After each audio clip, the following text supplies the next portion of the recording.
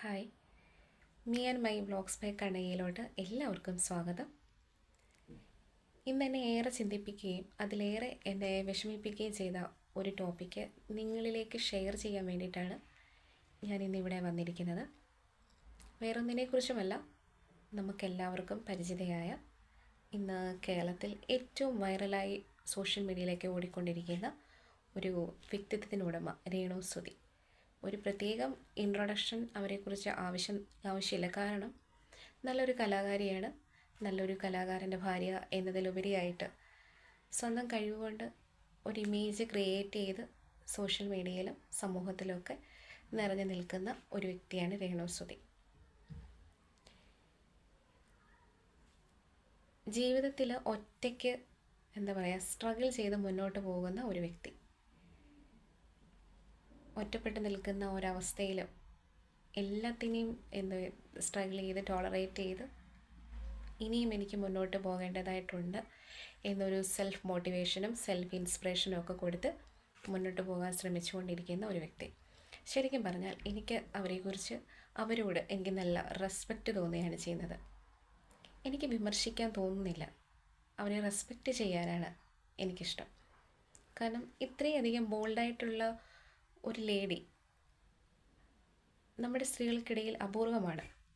നമ്മുടെ സ്ത്രീകൾക്ക് ഇന്നത്തെ കാലത്ത് വേണ്ടുവോളം മനോധൈര്യവും ബലവും ഇല്ലാത്തത് കൊണ്ടാണ് നമ്മൾക്ക് കേരളത്തിൽ ഇന്ന് സൂയിസൈഡ്, ഡിപ്രഷൻ അങ്ങനെ തുടങ്ങിയ കുറേ പ്രതിഭാസങ്ങൾ കൂടി കാണുന്നത്. പക്ഷേ രേണു സുധിയെ സംബന്ധിച്ചിടത്തോളം അവർക്ക് വരുന്ന വിമർശനങ്ങളും കളിയാക്കലുകളും ഒറ്റപ്പെടലുകളും എല്ലാം അവർ വളരെയധികം പോസിറ്റീവായിട്ട് കണ്ടുകൊണ്ട്, ഒരു മാർക്കറ്റിംഗ് സ്ട്രാറ്റജി ആയിട്ട് കണ്ടുകൊണ്ട് അതിൽ നിന്ന് കാശ് സമ്പാദിച്ച് മുന്നോട്ട് ജീവിക്കണം എന്ന ആഗ്രഹത്തോടു കൂടി മുന്നോട്ട് പോകുന്ന ഒരു സ്ത്രീയാണ്. കാരണം അവർക്ക് മുന്നോട്ട് പോയേ പറ്റുള്ളൂ. അവരെ ഡിപ്പെൻഡ് ചെയ്യുന്ന ഒരു പറക്കമുറ്റാത്ത, എങ്ങും എത്താത്ത ഒരു കുഞ്ഞ്, അവരെ ഡിപ്പെൻഡ് ചെയ്യുന്ന ഒരു ഫാമിലി, ഒരുപാട് നമ്മൾക്കറിയുന്നതും അറിയാത്തതുമായ ഒരുപാട് ജീവിത സാഹചര്യങ്ങൾ, ഇതെല്ലാം അവർക്ക് തരണം ചെയ്ത് മുന്നോട്ട് പോകേണ്ടതുണ്ട്. അതിന് വേണ്ടിയിട്ട് നമ്മൾ സോഷ്യൽ മീഡിയയിൽ കൂടെ കൊടുക്കുന്ന നെഗറ്റീവ്സ്, പരിഹാസങ്ങൾ, വിമർശനങ്ങൾ ഇതെല്ലാം അവർ ഒരു പോസിറ്റീവായിട്ട് കണ്ടുകൊണ്ട്, അവർക്ക് ഒരു സെൽഫ് മോട്ടിവേഷനും ഇൻസ്പിറേഷനുമായിട്ട് കണ്ടുകൊണ്ട് അവർ മുന്നോട്ട് പോവുകയാണ്. ഇങ്ങനെ പോകുന്ന ഒരു സ്ത്രീയെ നമ്മൾ തളർത്താനല്ല നോക്കേണ്ടത്. അവർക്കൊരു സപ്പോർട്ടുമായിട്ട് അവരോട് കൂടെ നമ്മളും കൂടണം. ഒരു സപ്പോർട്ട് അവർക്ക് കൊടുക്കാൻ കഴിയണം.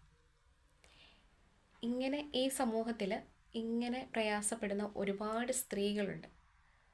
ഇതുപോലൊരു സപ്പോർട്ട് അവർക്കില്ലാത്തത് കൊണ്ട് തന്നെയാണ് നമ്മുടെ സമൂഹത്തിൽ ഇങ്ങനെ ആത്മഹത്യ എന്നൊരു പ്രവണത കൂടി വരുന്നത്. പല സ്ത്രീകളും ഇന്ന് പുരുഷന്മാരെ പോലെ തന്നെ ഡ്രഗിന് അഡിക്റ്റാണ്. എന്തുകൊണ്ട് അങ്ങനെ ആയിത്തീരുന്നു?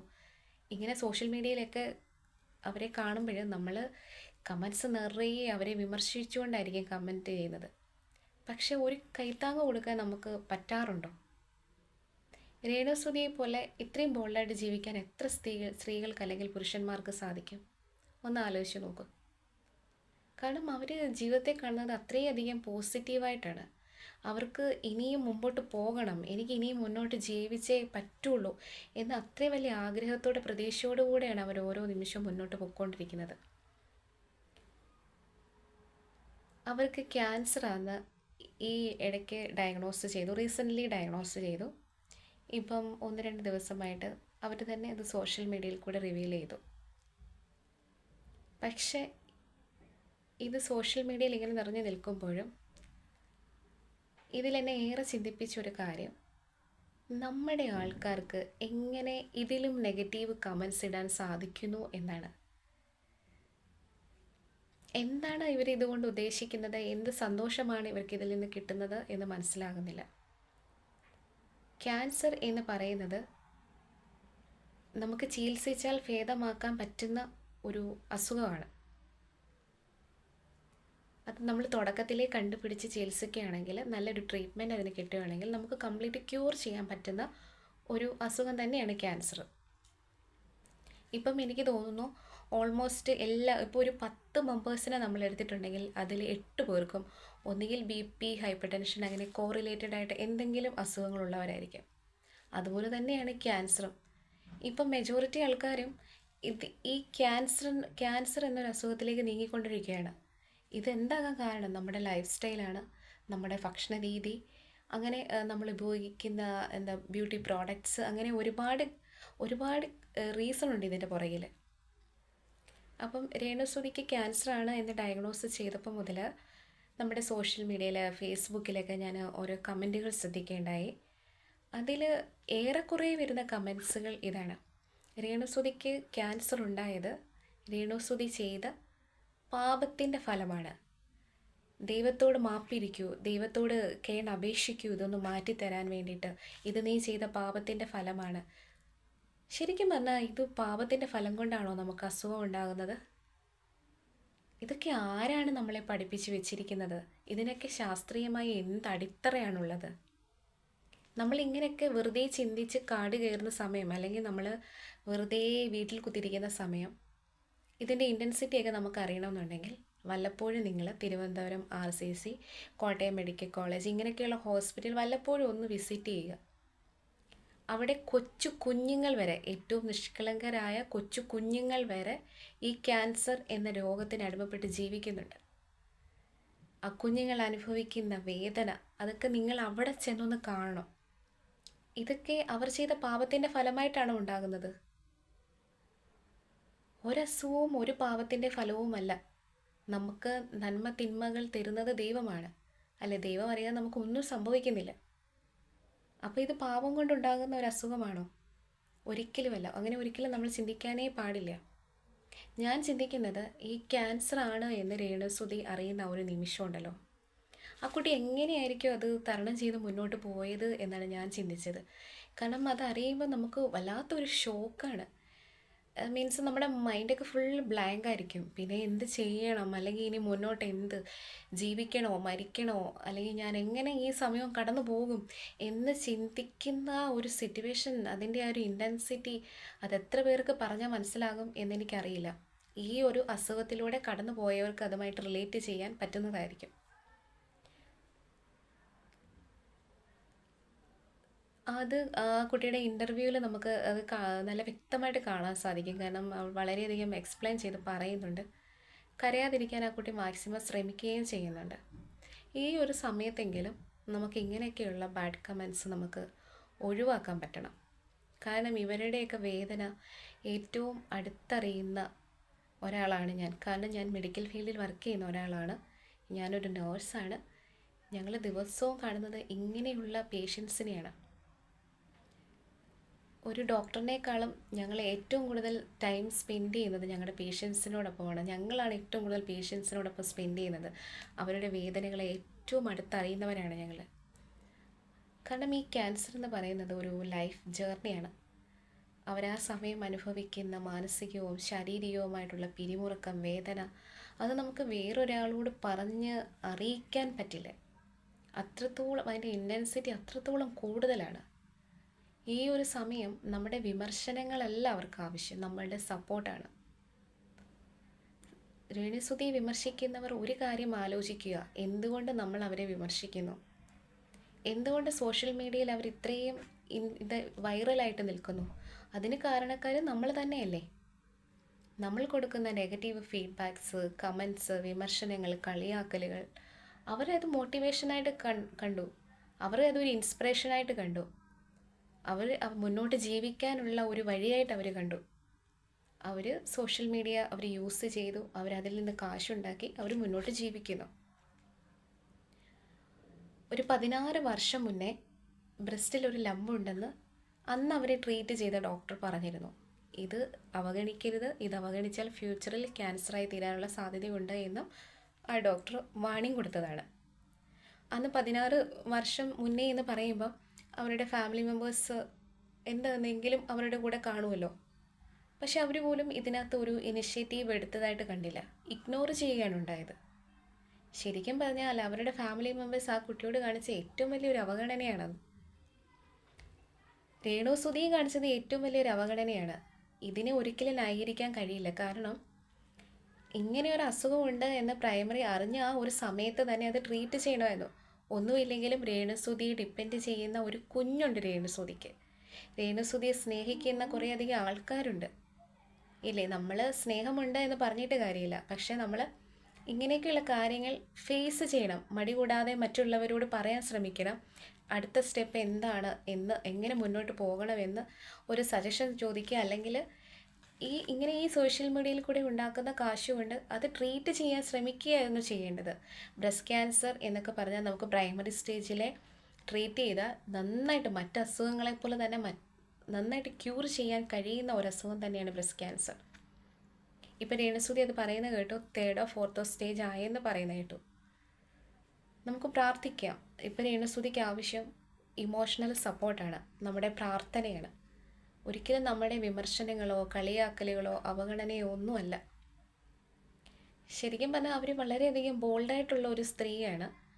കാരണം ഇത്രയധികം വിമർശനങ്ങൾ ഉണ്ടായിട്ടും അവർ മുന്നോട്ട് പോവുകയാണ്. ജീവിക്കാൻ വേണ്ടി അവർ മാക്സിമം ശ്രമിച്ചുകൊണ്ടേയിരിക്കുന്നു. എനിക്കിനിയും മുന്നോട്ട് പോകേണ്ടതായിട്ടുണ്ട്, എനിക്കിനിയും ജീവിക്കണം എന്ന് വളരെയധികം ആഗ്രഹത്തോടെയും പ്രതീക്ഷയോടും കൂടെയാണ് അവർ സോഷ്യൽ മീഡിയയിൽ വരുന്നത്. കഴിഞ്ഞ ഇൻ്റർവ്യൂ എല്ലാം അങ്ങനെ തന്നെയായിരുന്നു. വളരെയധികം വിഷമം തോന്നി. വളരെയധികം നന്മയുള്ള ഒരു സമൂഹമാണ് നമ്മുടെ കേരള സമൂഹം. കേരളത്തിലെ ജനങ്ങൾ വളരെയധികം നന്മയുള്ള ആൾക്കാരാണ്, വളരെയധികം മനസാക്ഷിയും കരുണയൊക്കെ ഉള്ള ആൾക്കാരാണ്. നമുക്കൊരു ക്രൈസിസ് ഉണ്ടാകുമ്പോൾ നമ്മുടെ ആൾക്കാരെല്ലാം ഒരുമിച്ച് നിന്ന് അതിനെ സപ്പോർട്ട് ചെയ്യുന്ന ആൾക്കാരാണ്. നമ്മുടെ സപ്പോർട്ടും പ്രാർത്ഥനയും രേണുസുതിയെ പോലുള്ള ഒരുപാട് ആൾക്കാർക്ക് ആവശ്യമാണ്. നമ്മുടെ വിമർശനങ്ങൾ അവിടെ അടിസ്ഥാനരഹിതമാണ്. നമ്മൾ എന്തിനാണ് വിമർശിക്കുന്നത്? ഒരിക്കലും ഒരു രോഗവും പാപം കൊണ്ടുണ്ടാകുന്നതല്ല. അത് നമ്മളുടെ മോഡേൺ ലൈഫ് സ്റ്റൈല്, നമ്മുടെ ഫുഡ് ഹാബിറ്റ്സ്, അങ്ങനെ പല കാരണങ്ങൾ കൊണ്ടുണ്ടാകുന്നതാണ്. ഒരിക്കലും അതൊരു പാപം കൊണ്ടുണ്ടായതല്ല. ഒരു 16 വർഷം മുന്നേ ഡയഗ്നോസ് ചെയ്തതാണ് രേണുസുതിക്ക് ഇങ്ങനെ ഒരു ലംബുണ്ട്, അത് ട്രീറ്റ് ചെയ്യണം എന്നുള്ളത്. രേണുസുതി ആ സമയത്തൊന്നും ഈ സോഷ്യൽ മീഡിയ എന്ന പ്ലാറ്റ്ഫോമിൽ ഇല്ല. അപ്പോൾ അവർ ചെയ്ത പാപം കൊണ്ടാണോ? തിരുവനന്തപുരം RCCയിൽ കിടക്കുന്ന കുഞ്ഞുങ്ങൾ എന്ത് പാവം ചെയ്തിട്ടാണ്? എനിക്ക് തോന്നുന്നു ഒരു 10 പേരെ എടുത്താൽ അത് 5 പേർക്കും ഇന്ന് ക്യാൻസർ ഉണ്ട്. ഇന്ന് ഡയബറ്റിക്, ഹൈപ്പർ ടെൻഷൻ അല്ലെങ്കിൽ അങ്ങനെയുള്ള അസുഖങ്ങളെ പോലെ തന്നെ വളരെയധികം പരിചിതമാണ് ഈ ക്യാൻസർ എന്ന് പറഞ്ഞ അസുഖവും. കാരണം ഞങ്ങളൊരു 10 പേഷ്യൻറ്റിനെ ഞങ്ങൾ ട്രീറ്റ് ചെയ്യുമ്പം ഞങ്ങളിൽ അതിൽ ഒരു 5 പേഷ്യൻസിനും ഇത് തന്നെയാണ്. ഇന്ന് രേണുസുതിക്കെങ്കിൽ നാളെ നമ്മൾ കാണാം. കാരണം നമ്മൾ മനുഷ്യരാണ്, അപ്രതീക്ഷിതമായി എന്ത് നമുക്ക് സംഭവിക്കാം. അതുപോലെ തന്നെയാണ് ഈ അസുഖങ്ങളും. നമുക്ക് ചെയ്യാവുന്ന ഒരു കാര്യം, ഇങ്ങനെയുള്ളവരെ നമ്മൾ മാക്സിമം സപ്പോർട്ട് ചെയ്യുക, ചേർത്ത് പിടിക്കുക. നമുക്ക് പൈസ കൊടുത്ത് സഹായിക്കാൻ നമുക്ക് ലിമിറ്റേഷനുണ്ട്. അപ്പോൾ നമുക്ക് ചെയ്യാവുന്ന ഒരു കാര്യം, ഇവർക്ക് വേണ്ടി എന്തെങ്കിലുമൊക്കെ ഒന്ന് കരുതുക, അല്ലെങ്കിൽ അവരെ ബാക്ക് സപ്പോർട്ട് ചെയ്യുക, അവരെ ചേർത്ത് നിർത്തുക. അത് അവർക്കൊരു പോസിറ്റീവായിട്ടുള്ള അല്ലെങ്കിൽ ഭയങ്കര ഒരു മോട്ടിവേഷൻ ആയിരിക്കും. അവർക്ക് ഇത്രയധികം ആൾക്കാർ എന്നെ സ്നേഹിക്കുന്നുണ്ട്, എനിക്കിനി മുന്നോട്ട് ജീവിക്കണം എന്നൊരു അതിയായ ആഗ്രഹം അവരുടെ ഉള്ളിലെടുക്കുകയും ഒരു പോസിറ്റീവ് എനർജി ഫീൽ ചെയ്യുകയും ചെയ്യാം. നമ്മൾ പറയുന്ന കേട്ടില്ലേ, നമ്മുടെ മൈൻഡാണ് നമ്മുടെ എനർജി. നമ്മൾ എന്ത് പോസിറ്റീവായിട്ട് തിങ്ക് ചെയ്യുന്നു അത് തന്നെ നമ്മുടെ ലൈഫിൽ സംഭവിക്കുക. അതായത് നമ്മൾ എന്തിനെ അട്രാക്റ്റ് ചെയ്യുന്നു അത് തന്നെയായിരിക്കും നമ്മുടെ ലൈഫിലും സംഭവിക്കുക. അപ്പം നമുക്ക് കൊടുക്കാൻ പറ്റുന്ന അവരെ സമാധാനത്തോടെ ഇരുത്തുക, അവരെ സന്തോഷത്തോടെ ഇരുത്തുക, ഇല്ലേ? പക്ഷെ അവർ ഈ അസുഖത്തിൻ്റെ ഇടയ്ക്കും അവർ ഓടിക്കൊണ്ടിരിക്കുകയാണ്. കാരണം അവർക്കറിയാം അവർക്ക് ആരും ഇല്ല. അവർ തന്നെ ഏൺ ചെയ്യണം, അവർ തന്നെ എന്താ പറയുക, അവർ തന്നെയാണ് അവരുടെ ഒരു ഫാമിലിയിലെ ബ്രെഡ് വിന്നറും എല്ലാം. അപ്പോൾ അവർക്ക് മുന്നോട്ട് പോകാനും പൈസ വേണം. അവർക്കറിയാം എല്ലാം. അവർ ചോദിക്കുന്ന ഒരേ ഒരു സഹായം, നിങ്ങൾ എനിക്ക് വേണ്ടി പ്രാർത്ഥിക്കുക, നിങ്ങൾ എൻ്റെ കൂടെ നിൽക്കുക എന്നുള്ളതാണ്. എന്നെപ്പോലെ എല്ലാവരും അവർക്ക് വേണ്ടി മാക്സിമം പ്രാർത്ഥിക്കുക, അവർക്ക് വേണ്ടുന്ന ഇമോഷണൽ സപ്പോർട്ട് കൊടുക്കുക, ഒരു കരുതൽ കൊടുക്കുക. നമ്മൾ കൊടുക്കുന്ന ഓരോ വാക്കുകളും സമാധാനത്തോടെയും സന്തോഷത്തോടെയും കൂടെയുള്ള നമ്മളുടെ ഓരോ പ്രസൻസും അവർക്ക് പോസിറ്റീവായിട്ട് തീരും. അവരുടെ ജീവിതത്തിലേക്ക് കടന്നു വരും. നമ്മുടെ മനസ്സിൻ്റെ ബലമാണ് നമ്മുടെ ശരീരത്തിൻ്റെയും എല്ലാം, നമ്മുടെ ആ ശരീരവും ആരോഗ്യവും എല്ലാം നമ്മുടെ മനസ്സിനെ ഡിപ്പെൻഡ് ചെയ്തിരിക്കും. നമ്മൾ വീക്കാണെന്നുണ്ടെങ്കിൽ മൊത്തത്തിൽ പോയി. ശരിക്കും രേണുസുതി പറയുന്നത് കേട്ടില്ലേ, ഞാനൊന്ന് കരഞ്ഞാൽ എന്നെ സ്നേഹിക്കുന്നവരും കരയും. അതുകൊണ്ടാണ് ആ കുട്ടി അത്രയും ബോൾഡായിട്ട് നിൽക്കുന്നത്. അങ്ങനെ കരയാതെ ജീവിതത്തെ സ്നേഹിക്കുന്ന ഒരു വ്യക്തിയെ നമ്മൾ കരയാൻ സമ്മതിക്കരുത്, നമ്മളെ ജീവിതത്തെ തളർത്തരുത്. നമ്മൾ കൂടെ നിൽക്കുക, അവർക്ക് ആവശ്യമുള്ള സപ്പോർട്ട് നമ്മൾ കൊടുക്കുക. നമ്മളെക്കൊണ്ട് അതൊക്കെയല്ലേ ചെയ്യാൻ സാധിക്കുള്ളൂ. നമ്മളുടെ പ്രാർത്ഥന അവർക്ക് ആവശ്യമാണ്. ആ കുഞ്ഞിനെ ഓർത്ത് നമുക്ക് പ്രാർത്ഥിക്കാം, ആ കുഞ്ഞിനെ ഓർത്ത് നമുക്ക് അവളെ ഒന്ന് സപ്പോർട്ട് ചെയ്യാം. ചെറിയ പ്രായമല്ലേ, 34 വയസ്സേ ഉള്ളൂ. ഒന്ന് ആലോചിച്ച് നോക്കൂ, ഈ 34 വയസ്സിനുള്ളിൽ ഭർത്താവ് നഷ്ടപ്പെട്ട് എന്തെല്ലാം സാഹചര്യങ്ങളിലൂടെയാണ് ആ കുട്ടി ഇതെല്ലാം തരണം ചെയ്ത് ഇവിടെ വരെ വന്ന് എത്തി നിൽക്കുന്നത്. അങ്ങനെ ഇത്രയും ബോൾഡായിട്ടുള്ള ഒരു പെൺകുട്ടിയെ തളർത്താനാണോ നമ്മൾ ശ്രമിക്കേണ്ടത്? ഇങ്ങനെയുള്ള വൃത്തികെട്ട കമൻസുകൾ ദയവായി ഒഴിവാക്കുക. രേണുസുതിക്ക് വേണ്ടി പ്രാർത്ഥിക്കുക. മാക്സിമം എല്ലാവരും സപ്പോർട്ട് ചെയ്യുക. കാരണം അവർ സോഷ്യൽ മീഡിയ ഓപ്പൺ ചെയ്യുമ്പം അവരെ സ്നേഹിക്കുന്ന ആൾക്കാരാണ് എന്നവർ അറിയണം. അത് അവർക്ക് ജീവിക്കാനുള്ള ഒരു പ്രേരണയാണ്, മുന്നോട്ട് പോകാനുള്ള ഒരു ഊർജ്ജമാണ്. രേണുസുതി ഇനിയും മുന്നോട്ട് പഴയതുപോലെ പഴയ ഊർജ്ജത്തോടെ പഴയ ആരോഗ്യത്തോടെ തിരിച്ചു വരട്ടെ എന്ന് ആത്മാർത്ഥമായി പ്രാർത്ഥിച്ചുകൊണ്ട് ആശംസിച്ചുകൊണ്ട് എൻ്റെ വ്ളോഗ് ഞാനിവിടെ നിർത്തുന്നു. നന്ദി, നമസ്കാരം.